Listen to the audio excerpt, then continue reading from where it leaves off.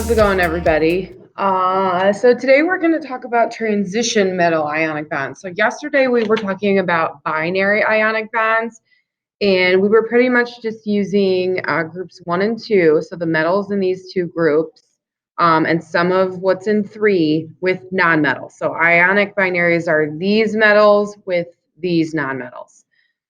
So today we're going to talk about the rest of the metals that are on the periodic table. So the transition metals, which are in the middle here of the periodic table. So we've been talking, and you kind of saw that transition metals do not have charges above their columns because transition metals can have multiple charges. They can have multiple cations. So that's exactly what happens with them. Is transition metals are atoms that have more than one common cation. Meaning you could have Fe plus 2 or Fe plus 3. So you could have iron plus 2, iron plus 3. You could have mercury plus 2 or mercury plus 1 or even mercury plus 3. These are all possibilities, okay? So first thing that we're going to do is we're going to determine how to name these ions. So typically in yesterday's notes, in the binary ionic notes, if you just had Ca plus 2, we would just call this a calcium ion, right? Because calcium is a member of group 2, and the only possible cation for calcium is plus 2. All right, let me fix this real fast. All right, so to determine the charge on a transition metal, we just have to figure out what the charge is. So like, for example, we have manganese, Mn plus 2.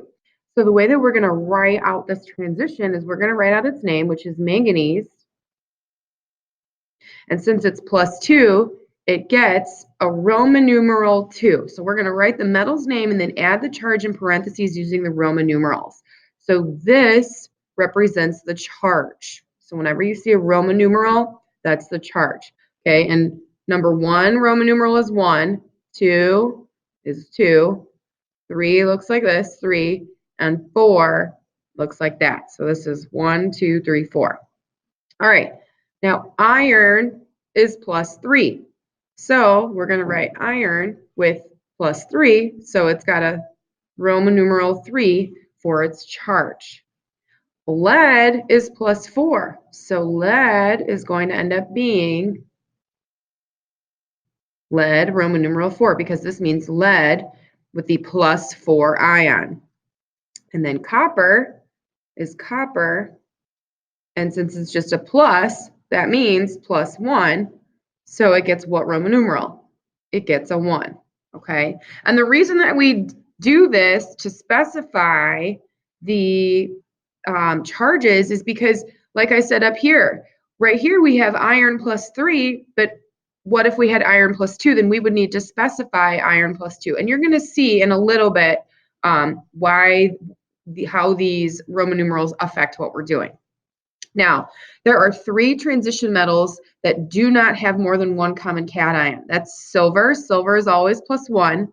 Cadmium is always plus 2, and zinc is always plus 2. So if you want, on your periodic table, you can mark that zinc, cadmium, and silver, these 3 always have a specific charge. And I also put it right here in your periodic table box. The rest of this, I would really like you to ignore, but here I gave you the charges for zinc and silver. You can also write them in and say zinc plus 2, silver plus 1, and then cadmium we said is plus 2, and add that.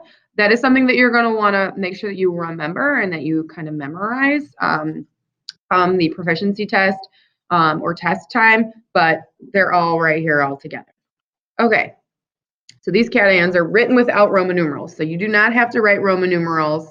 So no Roman numerals for these guys because they only have one cation. All right, so let's, like we did yesterday, we're given the name of a compound here. let's actually form the formula for this compound. So step number 1 to be write the cation with its charge, and the charge is found in the parentheses.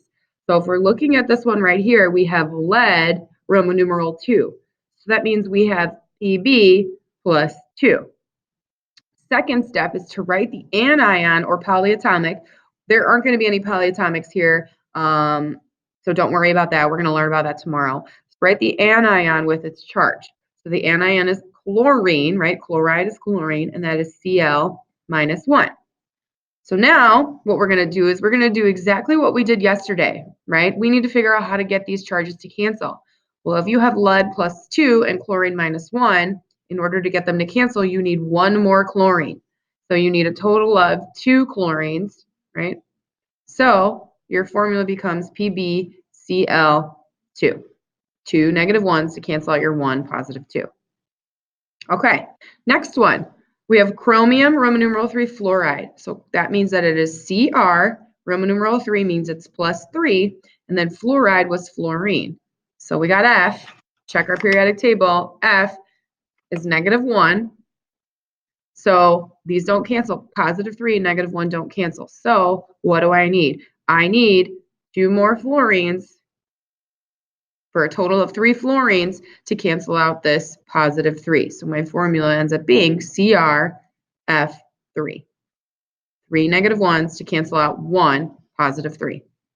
All right, next one. Copper, Roman numeral 1, oxide. That means we have Cu, Roman numeral 1 is plus 1. Oxygen is O. O is in this group over here. So O is minus 2. Okay. These again don't cancel, so what do I need to do to get them to cancel? I need 2 coppers, Cu2O, right? Because if I have 2 positive 1s, they cancel out my 1 negative 2. All right, over here, cobalt 2 nitride. So I have cobalt, Roman numeral 2 means what charge? Plus 2. Nitride is nitrogen, that's minus 3. And this is one of those ones where you have to try to make 6. So how many of these cobalts would I need to make positive 6? I would need 3 of them. And how many negative 3 nitrogens would I need to make negative 6? I would need 2. There's my formulas, okay? So these transition metals are pretty easy because you don't ever have to look up the charge for transition metal. We already are telling you what the charge is. The charge is found in these Roman numerals. So if you see lead Roman numeral 2, it's always lead plus 2. Chromium Roman numeral 3, always chromium plus 3. Okay? Now, forming the name is a little bit different. So we're going to kind of ignore these instructions over here because I don't really teach this way anymore because it doesn't always work. So what we're going to do when we're naming a compound is you always want to look at the anion, okay? Because the charge for your anion is always permanent, right? All of our anions, these are all of our nonmetals. These are all our anions. They're always, everybody here is always going to be minus 3. Everybody here, minus 2. Everybody here, minus 1, okay? So these nonmetals here are always going to be these charges. So that's what's going to help us figure out what the charges of the transition metal. So for example, if we look at SNO, right, we know that oxygen is minus 2. It always has to be minus 2. So if these 2 elements are together, there's 1 tin to 1 oxygen. What charge was 10 in order to cancel out this negative 2? Well, if we were to write this out, SN and O, right, we know that this O was minus 2. Let's work backwards. If we had 1 and 1, what did this have to be? This had to be positive 2, right? Had to be a positive 2 tin. So when we write out the name, we write tin, and then Roman numerals tell us what charge it was. Tin Roman numeral 2 oxide. That's the name of this compound. Okay. Whereas this one, right, here we had SNO, 1 tin and 1 O. Here's another tin oxide. This one is SNO2. So this is why these Roman numerals are important, because you need to figure out which tin cation you have in your compound. And we're going to see how these are different. Okay, so we know that we have SN and O, and we have 2 -2 oxygens, right? So what's the total charge? If I have 2 of these -2s, what is the total charge on oxygen? It's -4. And if there's 1 tin, what does the charge on tin have to be to cancel this out right here? It has to be +4. So which tin do we have right here? We have tin, Roman numeral 4, oxide, right? Okay, so here are two different compounds. This is tin 2 oxide. This is tin 4 oxide. So that's why Roman numerals are super important for our transition metals. All right, last two. Here's COBr2. Again, let's look at Br. We know that bromine is in group 7, so it's -1. And if I have 2 of them, what's the total charge on bromine? It's -2. So if total I have -2 here, what did the charge on cobalt have to be to cancel out -2? Cobalt has to be +2. So what is my form, or what is the name of this compound? It is cobalt, Roman numeral 2, because it is a 2 charge, bromide.